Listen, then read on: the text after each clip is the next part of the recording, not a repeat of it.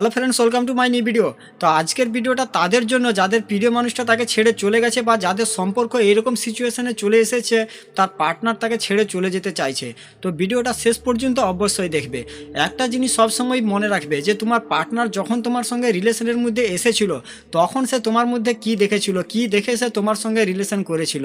আর সে যা এখন তোমাকে ছেড়ে চলে গেছে বা ছেড়ে চলে যেতে চাইছে, তো কিসের জন্য সে তোমাকে ছেড়ে চলে গেছে বা ছেড়ে চলে যেতে চাইছে। তো রিসেন্টলি যাদের ব্রেকআপ হয়েছে তাদেরকে প্রথমে তো একটা কাজ করতে হবে যে এক সপ্তাহ পুরোপুরি তার জীবন থেকে গায়েব হয়ে যেতে হবে। সোশ্যাল মিডিয়া যেখানে যা রয়েছে সব কিছুই আনইনস্টল করে দাও, পুরোপুরিভাবে তার জীবন থেকে গায়েব হয়ে যাও। ঠিক আছে, প্রথমে এই কাজটা তো তোমাকে করতে হবে। এরপরে এটা দেখো যে তোমার পার্টনার তোমাকে কেন ছেড়ে চলে গেছে। একটা কথা সবসময় জানবে, মানুষের কাছে যেই জিনিসটা থাকে মানুষ সবসময় তার থেকে আরও ভালো জিনিস খুঁজতে থাকে। আর যখনই সে তার থেকে ভালো জিনিস পেয়ে যায় তখনই সে তার পুরনো জিনিসটাকে ছুঁড়ে ফেলে দেয়। সেই জন্য যখনই কারোর পার্টনার তাকে ছেড়ে চলে যায় এর মেন কারণ হচ্ছে তার জীবনে তৃতীয় ব্যক্তির এন্ট্রি।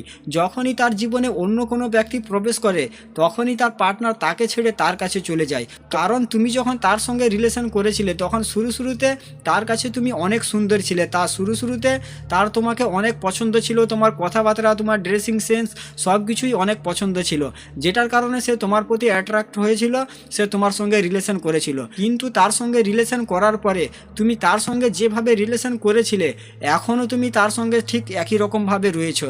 তুমি তোমার মধ্যে কোনো কিছুই জিনিস পরিবর্তন নিয়ে আসোনি, যেটার কারণে তোমার পার্টনার তোমাকে ছেড়ে অন্য কারোর কাছে চলে যেতে চাইছে বা ছেড়ে চলে গিয়েছে। তো পরিবর্তনই হচ্ছে একমাত্র জিনিস যেটা করলে তোমার পার্টনার তোমার জীবনে আবার ফিরে আসবে।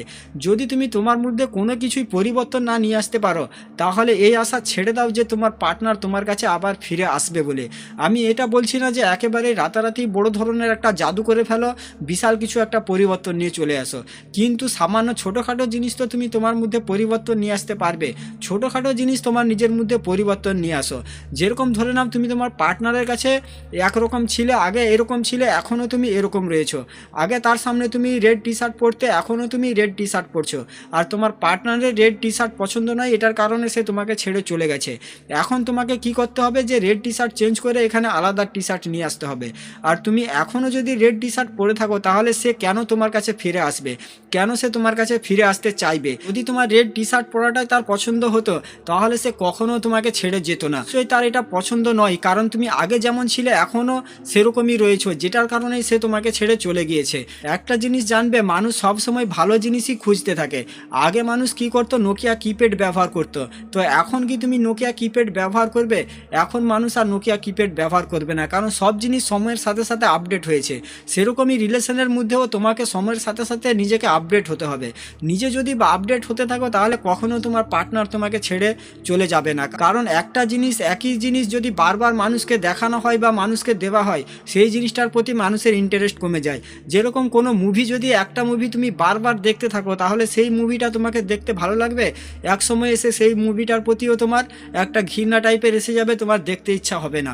সেই রকমই সম্পর্কের মধ্যেও তোমাকে পরিবর্তন নিয়ে আসতেই হবে। পরিবর্তন যদি নিয়ে আসতে না পারো তাহলে এই আশা ছেড়ে দাও যে তোমার পার্টনার তোমার জীবনে আবার ফিরে আসবে বলে।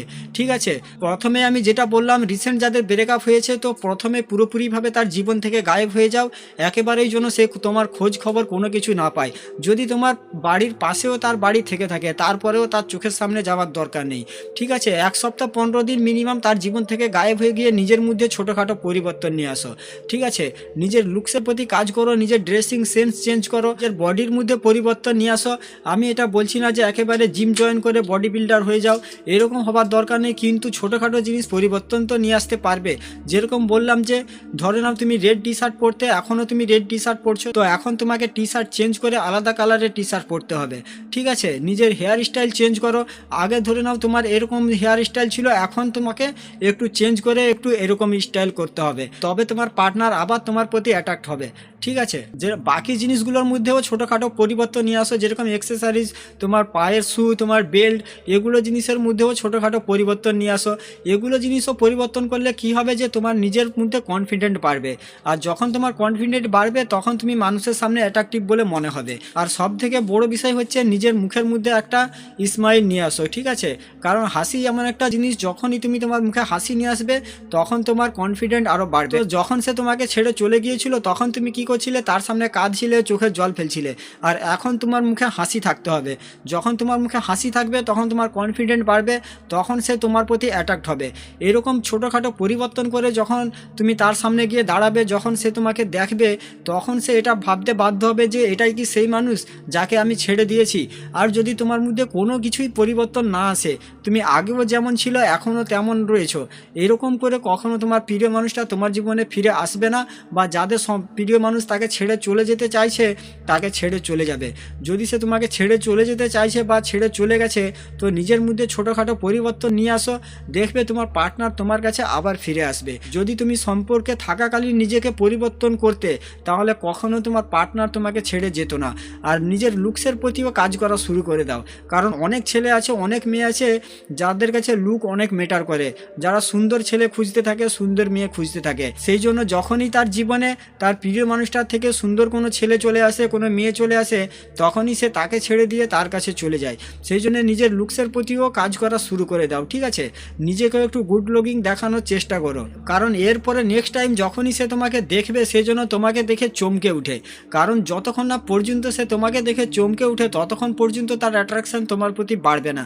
যখন সে তোমাকে দেখে চমকে উঠবে তখন সে ভাবতে বাধ্য হবে, তখন তার অ্যাট্রাকশন তোমার প্রতি বাড়বে, তখন সে তোমার কাছে ফিরে আসতে চাইবে। আর একটা কথা এখানে বলে দিচ্ছি, যাদের সম্পর্ক 2-3 মাসের ছিল, 2-3 মাসের সম্পর্কে থাকার পরে তারপরে তার পার্টনার তাকে ছেড়ে চলে গেছে, তো এরকম মানুষের ফিরে আসার আশা ছেড়ে দাও। এরকম মানুষ জীবনে ফিরে আসার চান্স খুবই কম।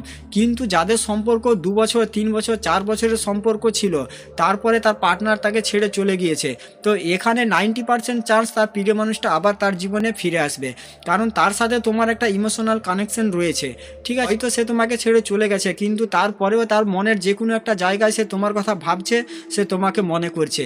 তাই যখনই তুমি তোমার মধ্যে ছোট পরিবর্তন নিয়ে চলে আসতে পারবে, তখনই সে আবার তোমার প্রতি অ্যাট্রাক্ট হয়ে যাবে, আবার সে তোমার কাছে ফিরে আসতে চাইবে। আর এই ভুল ধারণায় কখনো থেকো না যে তুমি তোমার মধ্যে কোনো কিছু পরিবর্তন নিয়ে আসবে না, তোমার প্রিয় মানুষটা তোমার জীবনে এমনি এমনি ফিরে চলে আসবে। এই ভুল ধারণা থেকে দূরে থাকো। তো নিজেকে পরিবর্তন করার চেষ্টা করো, ছোটোখাটো পরিবর্তন নিয়ে এসো, দেখবে তোমার পার্টনার তোমার জীবনে আবার ফিরে আসবে, ঠিক আছে? তো আজকের ভিডিওটা এখানেই শেষ করছি। সবাই ভালো থাকবেন। ভিডিও ভালো লাগলে চ্যানেলটা সাবস্ক্রাইব করে রাখবেন, আর ভিডিওটা বন্ধুবান্ধব বান্ধবীদের সঙ্গে অবশ্যই শেয়ার করে দেবেন।